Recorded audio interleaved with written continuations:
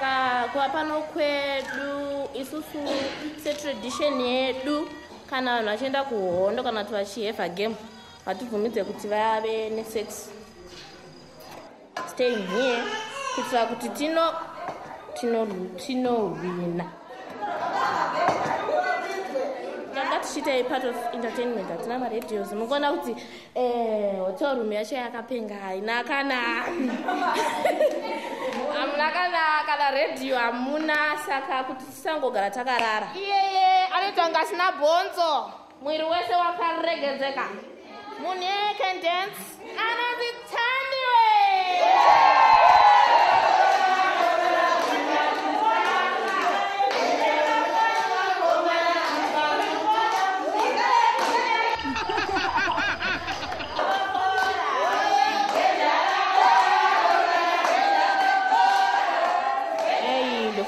Wemuringoinzwa nekusetwa kwamakaita hamenoti riri kuhedheka remangwana.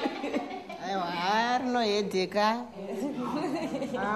Mangwana tichamira tida kuita zvatakaita pekutanga pekuti tichingopinda chete first 2 minutes score. ARV swallows tida kunoswallowa the other team.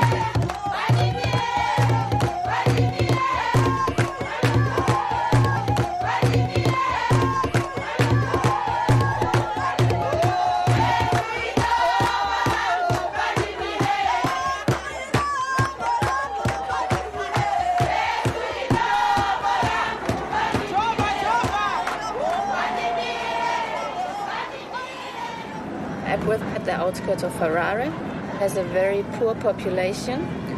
Yeah, we estimate 400,000 people at least.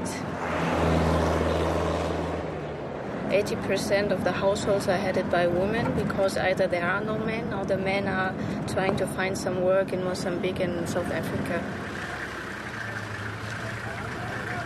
The women, they have a very hard life there. There's a lot of prostitution going on. So the women, if they can't afford anything, they sell their body. We have a higher percentage of HIV than in the rest of the country. According to the numbers, we have at least 125,000 of them are HIV positive. So roughly 70,000 are in need of ARVs, are in need of antiretrovirals. 336. Altogether, we have 10,000 patients registered under care. Comparing to Epworth population, there are a lot more outside, but we only have limited space. And if you see these patients knocking at the door and you can't take them, that really gives you a hard time.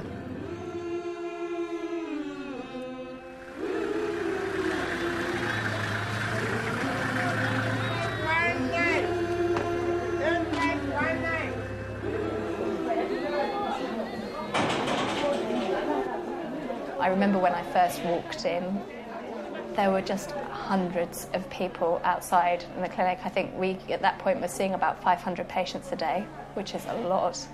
There would be 10, 15 wheelbarrows lined up with patients who, some of them were in the last gasps of their life.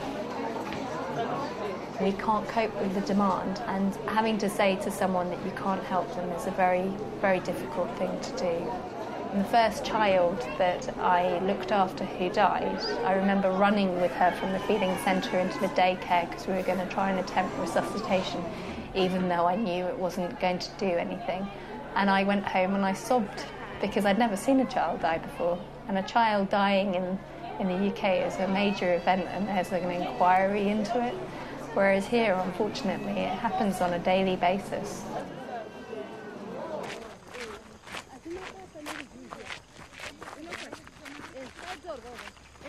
Chirwere chiri kumazuva necho chinotyisa.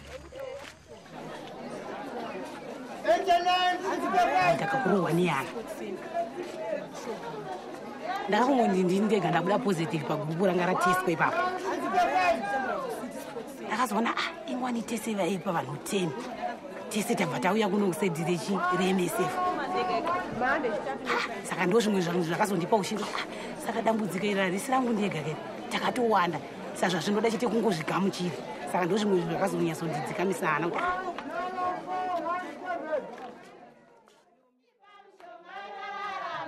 Matipa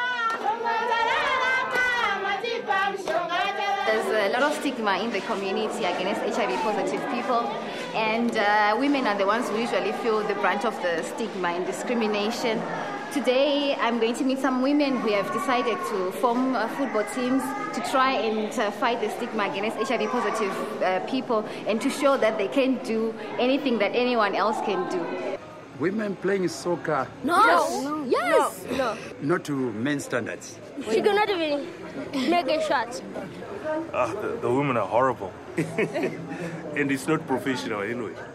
The wife is supposed to be at home cooking, having babies. Girls play netball. So now if she starts playing soccer, then she has to go to Europe, she has to go to the USA. She can't have my babies. Hello, ladies. Hello. Mama Kasere. Andiri right. Andafana neukuzira. Ndanzwa nezve team yebhora yamakaronga yamuda kuti mutange kutamba udhafu. Ichindisana ngura kuti muchange muchiita sei? Kenga ndiri ndakapiwa team yedu sinonzi RB Swallows. Ndautorikika kufunda vacho manegative.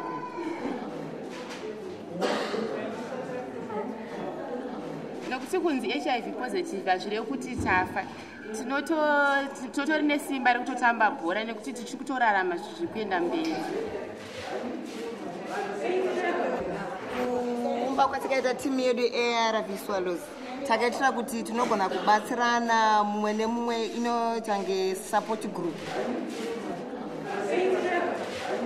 Saka imi munogona kutamba bhora here? Tikangwana chete coach anogona kuti trainer ka. Aiwa tinodzidzira. Nokuti chinhu chesambuye chinobva mukudzidziswa.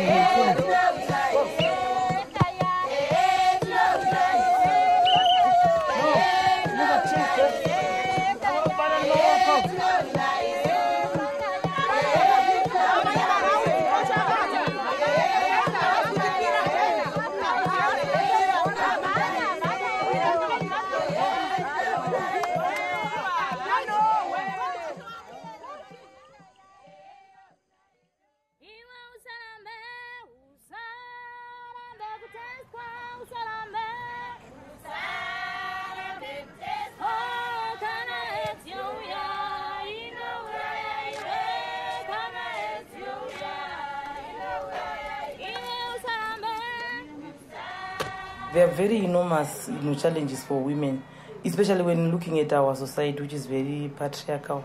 Initially, when they get tested, the first hurdle they have to face is their spouse.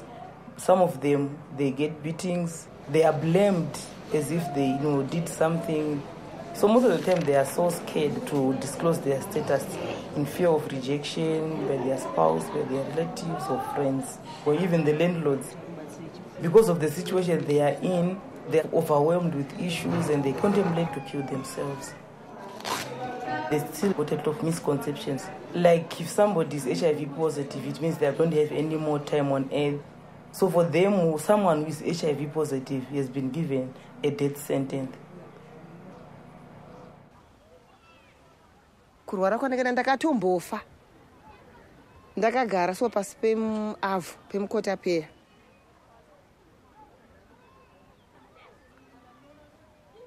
Ndafa ndabva ndadzika muchigomba so saka pakauya chinhu chinenge chiconveyor belt ndakachitenga kunditenderedza ndiri pasi mugomba meme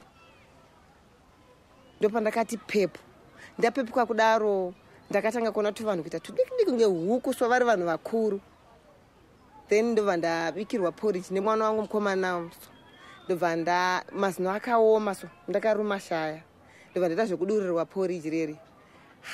Ndikati ko chii kudya cheko cheko ndichingokutanga munhu akafufutirwa chikafu chese chiripo asi ndisingakwanise kudya. Ipapo mazuva aya ndichingoti kwatosara maminutes chete kuti afe hande munoona chitunha.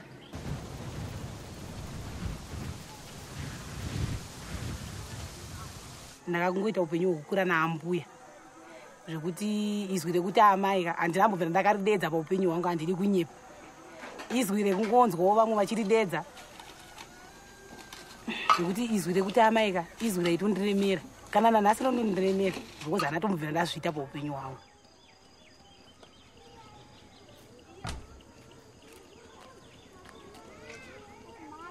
Inini pamba pandaigara patailoja vamwe vatagara navo manje vanhu vaiseka, hei mwana mevhenani, hei kunomona vamwe wenyawo, hei vari kufa. Ndikati saka iye manje mukadzi wake manje paakazoita nhumbu, ini mva ndamutipa kuti iwewe chienda unotesta, ndikubva aenda unonyoresa apa papolyclinic, vabatwa ikati mazuva kuti tiriteseka chachemunhu wese, saka hazvityisi tofanira tese kugamuchira. Saka kubvire pamanje sapa pasina munhu anoseka munhu.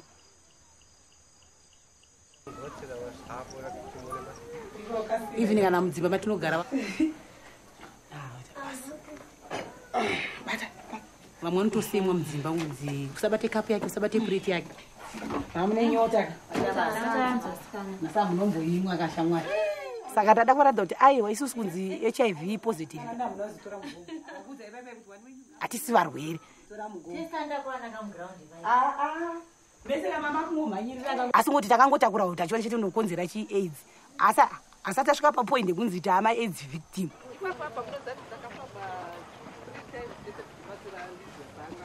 Chinhu chimwe chamurikuita muri kunonoka kutraining asikana. Itai kuti muchibata time, handitika timu yedu ikai toti ihwine, handitika mumwe munhu aruka yakapfeka uniform haana shoti racho, mumwe aruka yakapfeka skate asikana. Munotraina sei asikana? Timu zidzozika hatidzei kuti sitogona kudzikunda. Musanyozera asikana ine time amene ndiri kukanganisa handitika isusuka zvekutarisirwa pasi zvezvega hatisi kuda. Tida kuvaratidza kuti isusu hongu tinonwa matablets hati bhora racho tinogona kurikika, nerimwe rezuva tinogona kuya nemukombe muno muyepoetenda asikana tonana mangwana kana chibhora chene ndinogona kurikika, handiona kati tiya nemukombe, handimazoona ka toda kutoya nemukombe. Ndiyo guys.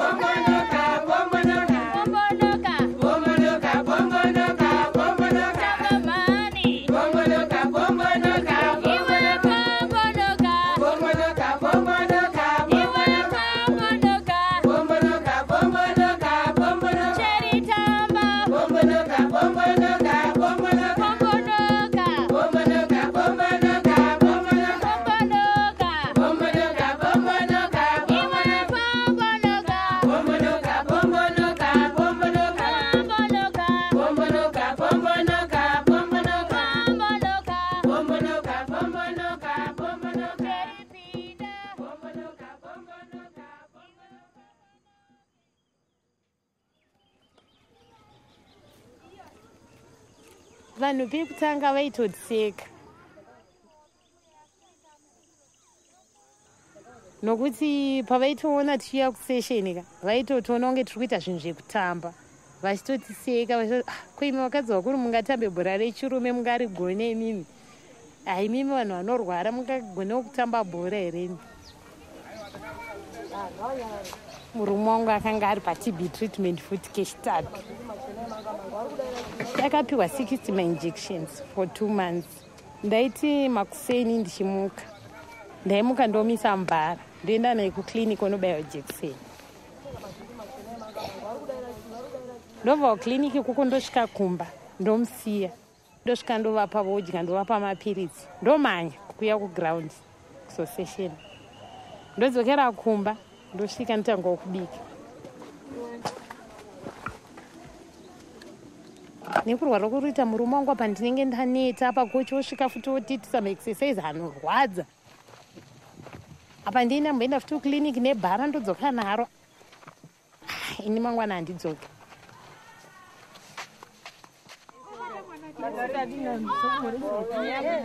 asi vanhu ndosvika panapa ndokudzoti ini mangwana handiyeonzwa muchaina chinditi handeisisisi handei kugraundi ndomboshingirira dzimwe nguva ndongoita kuzvimanikidzira ndouya ndongotamba bhora but ezvino ezvi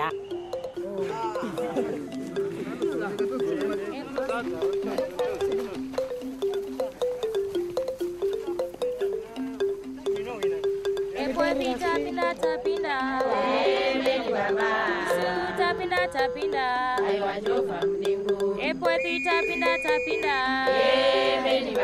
isu tapinda tapinda, chokwadi tapinda tapinda,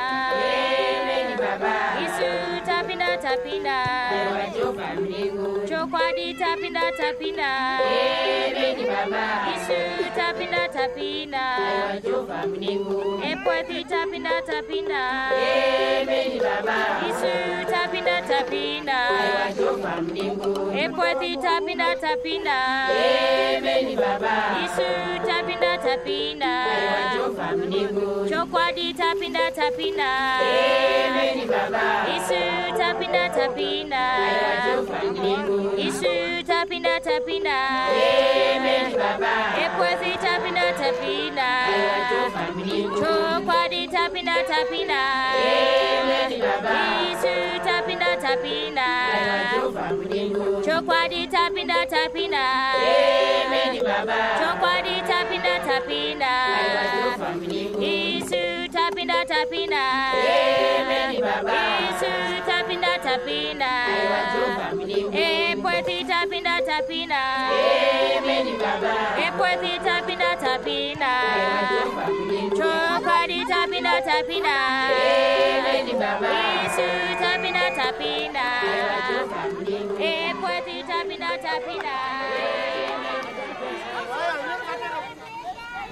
Ndinoramba chingotamba mutambo webhora nokuti ndinoufarira uye unoita kuti miri yedu igare yakaningirina yakaexercise tichiramba tine simba mukati matiri. Amamwe masports ini nangu handinyanyomafarira bhora ndorandotonyanyofarira. Ndakaonawo vamwe vachinyanya kundishingisawo saka ndobva ndangorambawo ndishiuya ndichitamba navo. Kunyanya kuomerwa pandakanyanya kunzwa kunzi ndiri HIV positive ndochinhu chakanyanya kundimuomera muupenyu hwangu. Zvikanzi saka imi makatotestwa mukawanikwa muinawo, ndikati zvikanzi manje munhu ukaonekwa kunzi uri HIV positive dzibeta kungomwa hako mushonga uchizviuraya. Angwayo ndaitya hangu nekuti mwana wangu akarwara zvakanyanyisa zvokuti handaimbofunga kuti achapona. Murume wangu pandakamutaurira nenyaya yekuti aende kunotestwa akatanga kuzviramba, asi inini ndakatanga kuenda kunotestwa ndobva ndazonotestisawo mwana ndobva tabatwa tese tiri positive.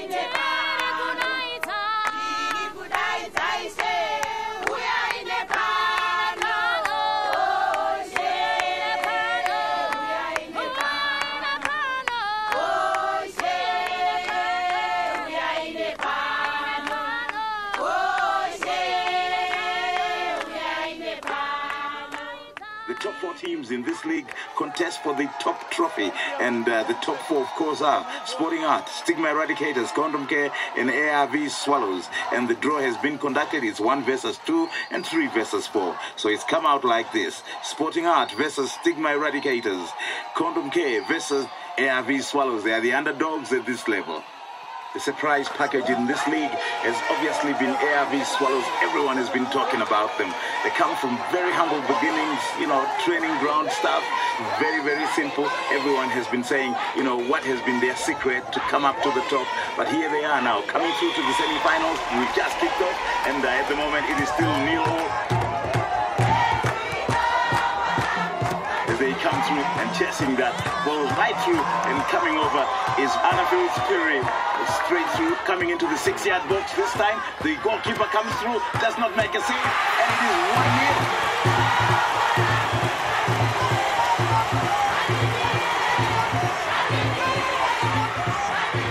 And that is how it ended up to half time, and the coaching staff are very, very busy. The coach is Jonas Kapakasa, and he has a few things to say to the girls. But at the moment, they've got the game in their hand. It is 1-0, 1 goal to the good. As we come through now in the second half, it is opposition Condom Care who are wanting to cause a bit of damage here under pressure, but they may finally make a clearance.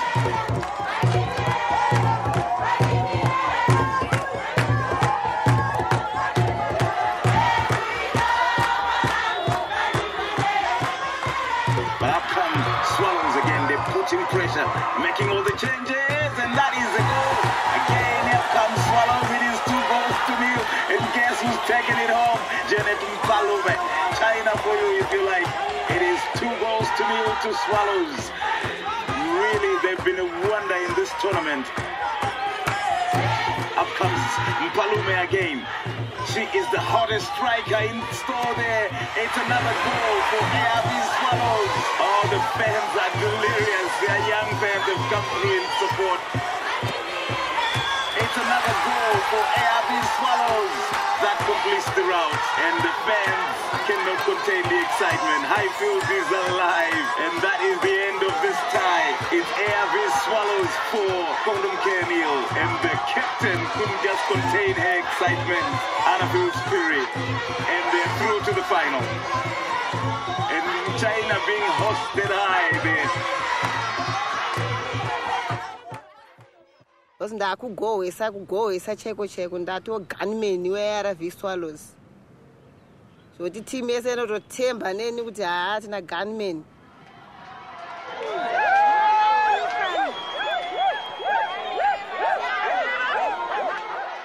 Inini ndada kuti munoza pilot ndoyandaida chaiteyo kuti inini ndikangopedza chikoro kandoda neta pilot ende kuairport ndaikuda zvekuti. But nenyaya yekusadzidza kusvika kuchikoro chipere ndakagumira form 2 baba vangu vashaya mari yekuenda kuchikoro yabva yanetsa. Vemunharaunda akavaitomboti munonyepa imi mungatambe bhora rechirume. Vakutotifarira mani kwatiri tiri vangotiteera vanhu vaive havachambozviziva kuti tiri kurwara.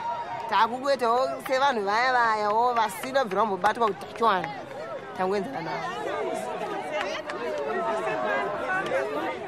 Chotori chamba bhora iko nezvama manje vakutotiona vakutotitanga na Peter Ndlovu manje soccer star national team.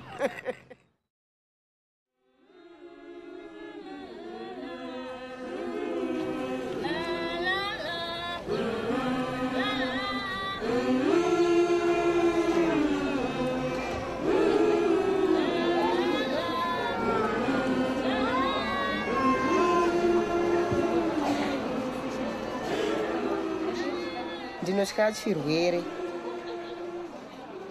kutestwa kwandakaitwa zvakangofanana nenyoka inoruma yeye asi ukaibvisa mazino unogara nayo muhomwe aizokuruma asi unenge uchiitya.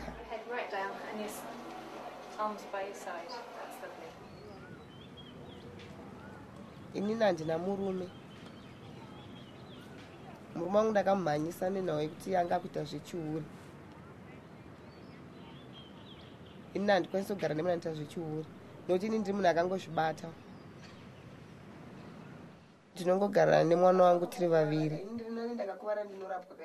saka ndinongogara nemwana wangu tiri 2. Mwana wangu ndiye anoziva kuenda anotora huni achitengesa tichiwana mari kutenga muriwo everything kuti tirarame kusvika pari nhasi zvandiri. Dzimwe nguva ndaitorara nenzara kungobatidza moto so kuti vanhu vaone kunge pabikwa but pasina, tingopinda pane mwana wangu tirara nenzara. Asi ko zvine zvandirare vanhu vekubhora kwedu vanozviziva kuti ndiri mumwe wavo asina murume, saka vanondibatsirawo nezvo vanenge vawanawo, saka ndonoona kuti hazvatochinji.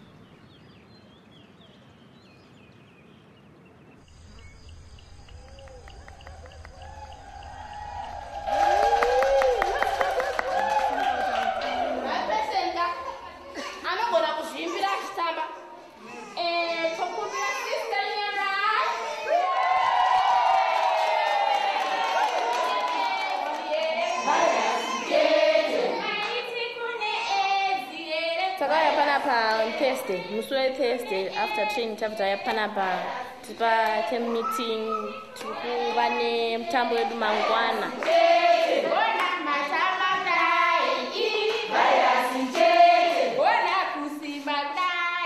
Makuseni na 3 dzemakuseni tomuka tonamata, ma5 toenda station todzoka zvedu togeza todya mbida porridge toenda kusession futi kuma10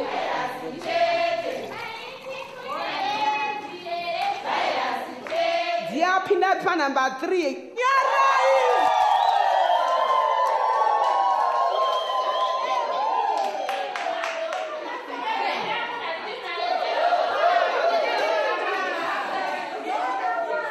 mama makona tikuenda game. Munofunga kuti game redu rinenge rakamira sei? Ndikuti tinonowina nokuti timu yedu yeRV Swallows yakabatana.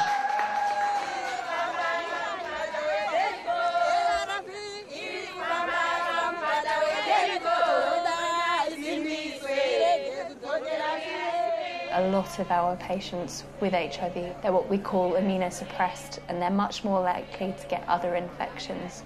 One of the patients that I saw in the football team, I was absolutely amazed because she had been so ill.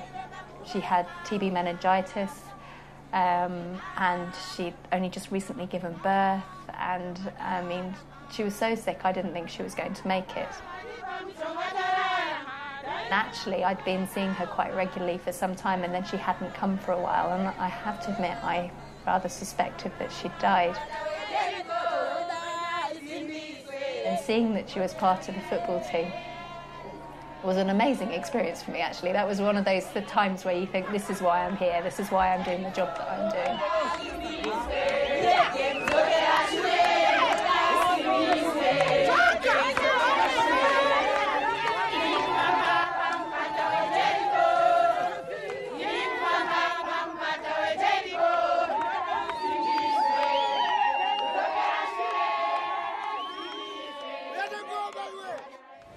Welcome to the final of the HIV Women's League. We are at Gonzura Stadium in Highfield. It's 5 minutes into the match and ARV Swallows trailing at the moment by 1-0. The first goal that they've conceded, and they conceded that at the very first minute when they were caught off guard. Can they come back and salvage this match here from the fire? But it's us that seem to have got the upper hand at the moment. Titi comes through again, and she's going to make a clearance. She's playing wide on the left, but he's taken over and dispossessed. And ARV Swallows as they come through at the moment and chasing that ball right through and coming over is the captain, Annafield Fury. That shot towards goal blocked, but still some defending to do.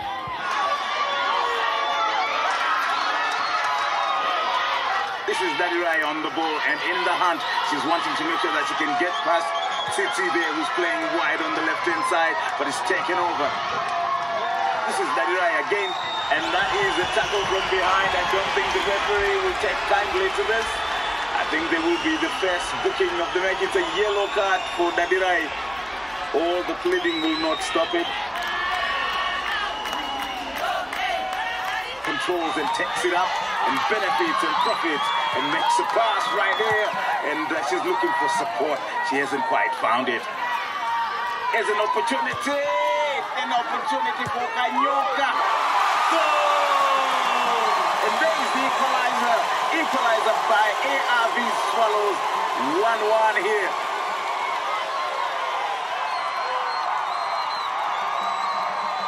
It is half-time. The referee says, let's go for the oranges. And I tell you, Jonas Kapakasa has a few words to say to the captain. And the captain, too, she also has a few words to say.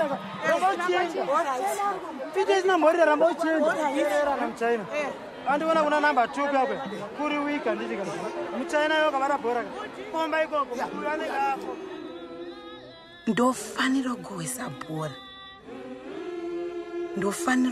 bhora kuti timu yangu ihwine ndofanira kuratidza nyika yose kuti isanditarisire pasi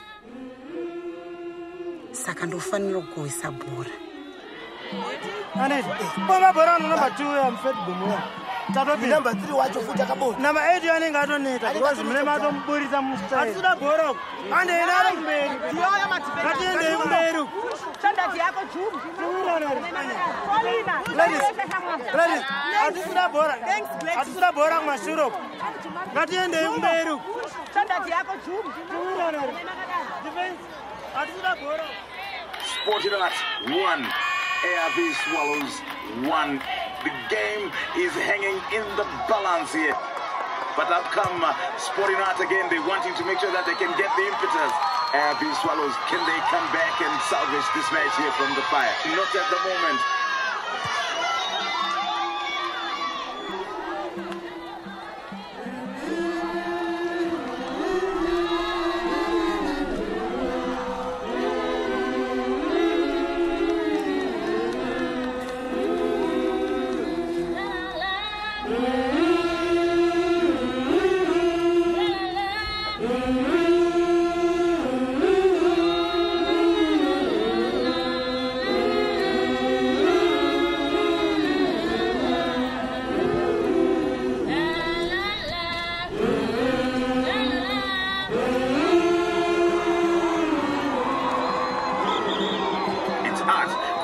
Seem to have got the upper hand at the moment, but he's taken off on the far side. Ball goes through, the goalkeeper will make a save.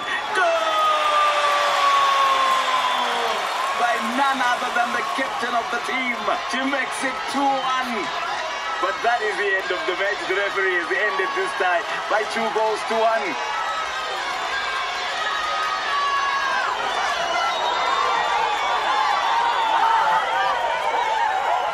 What a game, what a run by ARV Swallows. They've won it by 2-1. And of course now it is time for the celebrations.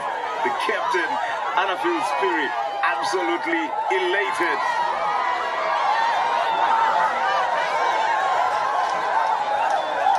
And the trophy, of course, now going in the bag, in their cabinets.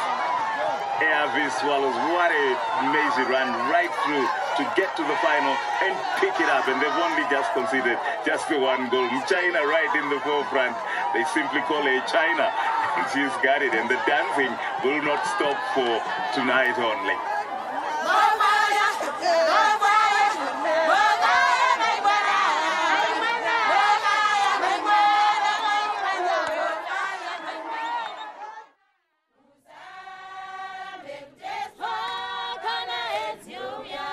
kutamba kwandoita bhora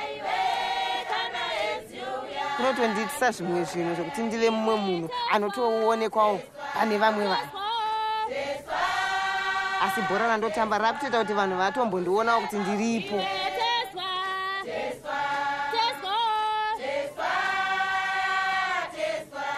kana uine vamwe munenge muchingodzidzisana zvakasiyana-siyana muupenyu ende kana ndikaita problem vanondikamufota vachindoudzawo zvekuita.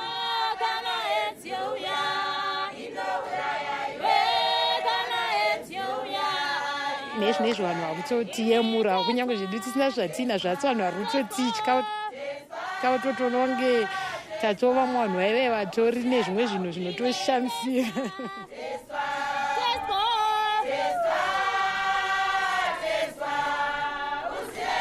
titori vanhu vakatofanana nini